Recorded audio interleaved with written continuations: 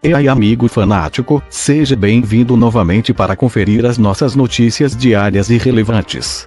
No vídeo de hoje vamos falar sobre o clássico entre o Corinthians e as Pururucas sem dignidade, que já tem data, e que vai marcar o retorno do Timão aos gramados depois de praticamente 4 meses. Vamos conferir o que falta para o atacante Jô poder fazer a sua estreia durante o clássico no próximo jogo. Benfica de Portugal se complica e deve atrasar pagamento de Pedrinho.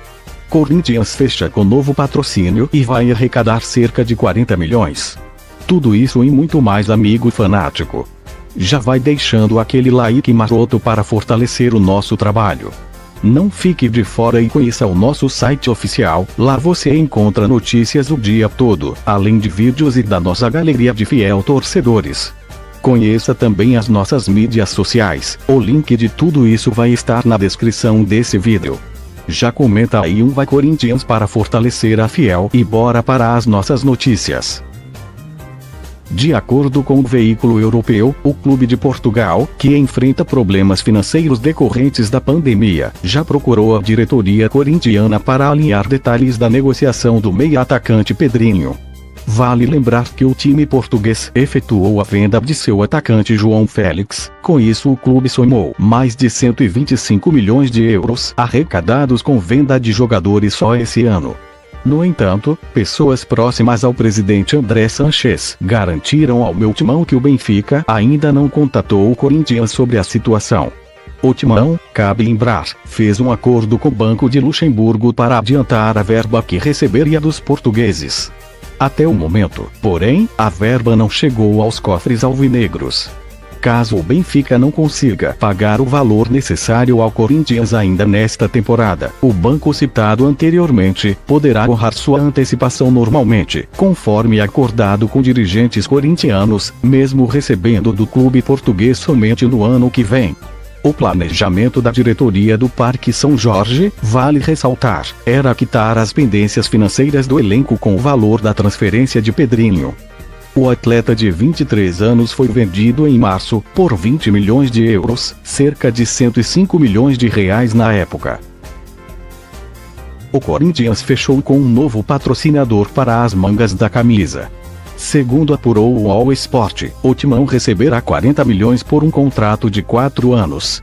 No caso então seria 10 milhões por cada ano. O clube do Parque São Jorge ainda terá participação nos lucros.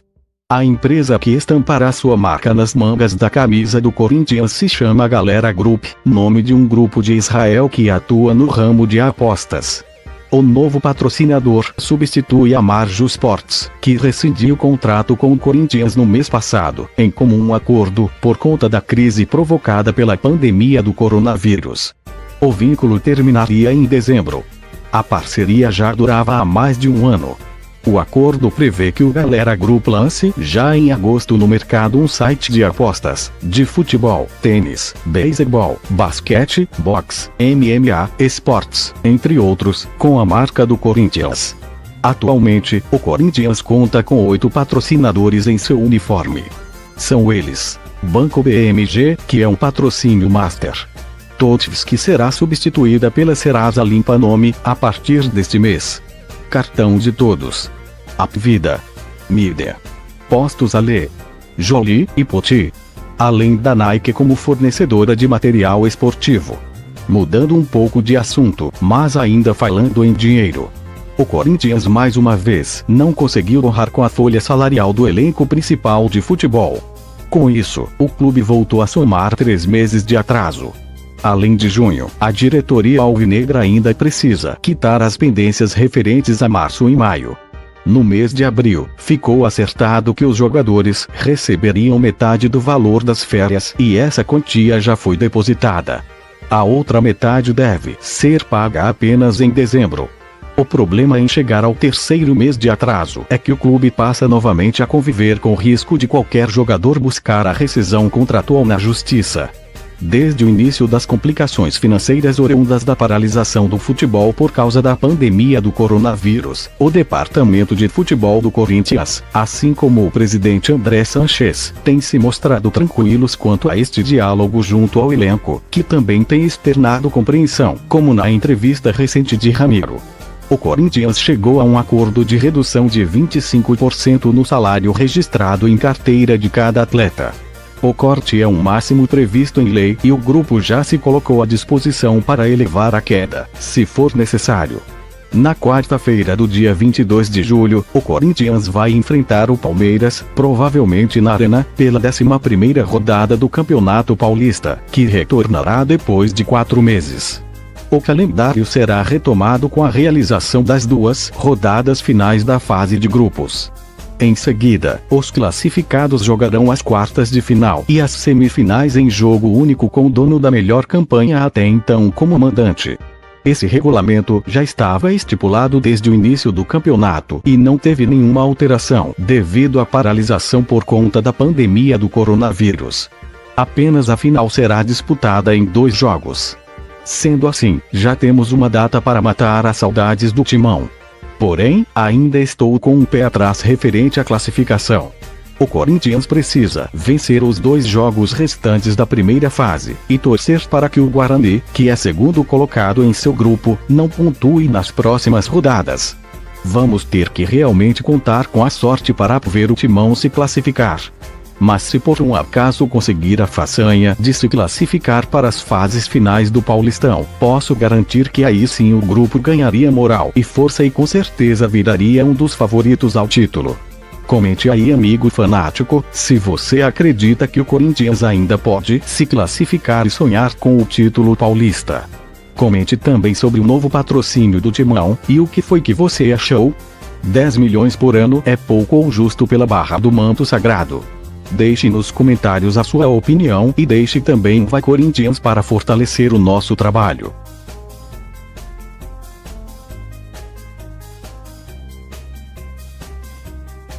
O Corinthians deseja que o atacante Jô reestreie pelo clube no clássico contra o Palmeiras, no dia 22, quando o Campeonato Paulista será retomado.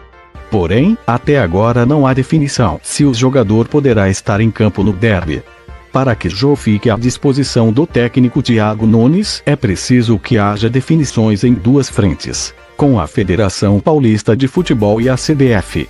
A primeira etapa é mais simples e pode ser solucionada nesta quinta-feira. Às 11, dirigentes dos clubes paulistas participarão de conselho técnico que definirá as condições para a volta do estadual. Um dos temas na pauta será a flexibilização do regulamento para a inscrição de atletas. Inicialmente, as equipes poderiam inscrever jogadores na primeira fase do torneio até 6 de março. Porém, por conta da pandemia do novo coronavírus, diversas equipes tiveram de reformular o elenco e, desta forma, precisam registrar novos atletas. A tendência é que a federação autorize tais modificações. Caso isso se confirme, o Corinthians passará para a segunda etapa, que é mais complexa. Trata-se do registro do contrato de Jô na CBF. Embora tenha sido anunciado como reforço pelo Timão há mais de 20 dias e já treine com o elenco alvinegro, o atacante ainda não teve seu nome publicado no boletim informativo diário, BID, condição obrigatória para entrar em campo. A janela de transferências do Brasil seria aberta em 1º de julho, mas foi adiada também por conta da pandemia. Após 2 reuniões, os clubes ainda não chegaram a um consenso sobre a nova data. Uma nova videoconferência será realizada na próxima semana em busca de uma definição. A tendência é de que a janela seja aberta no fim deste mês e dure por 3 semanas. Posteriormente, em meados de setembro e outubro, haverá uma nova janela com duração de 1 mês. O processo de registro de Jô deve levar alguns dias após a abertura da janela. O Corinthians precisa solicitar o certificado internacional de transferência ao Nagoya Grampus, ex-clube do atacante. Os japoneses têm até 7 dias para enviar o documento. É possível que isso demore ainda mais por conta do litígio entre o jogador e o Nagoya, que rescindiu o contrato dele alegando justa causa. Desta forma, a presença de Jô no clássico contra o Palmeiras depende de uma rápida abertura da janela. Depois do derby, o Timão encerra a participação na primeira fase do Campeonato Paulista contra o Oeste. Caso se classifique para a fase final da competição, o clube poderá fazer novas inscrições. Aos 33 anos, Jô fechou um contrato com o Corinthians até o fim de 2023. Ele ainda não disputou nenhuma partida nesta temporada e aguarda ansioso para meter gol na porcada sem Mundial.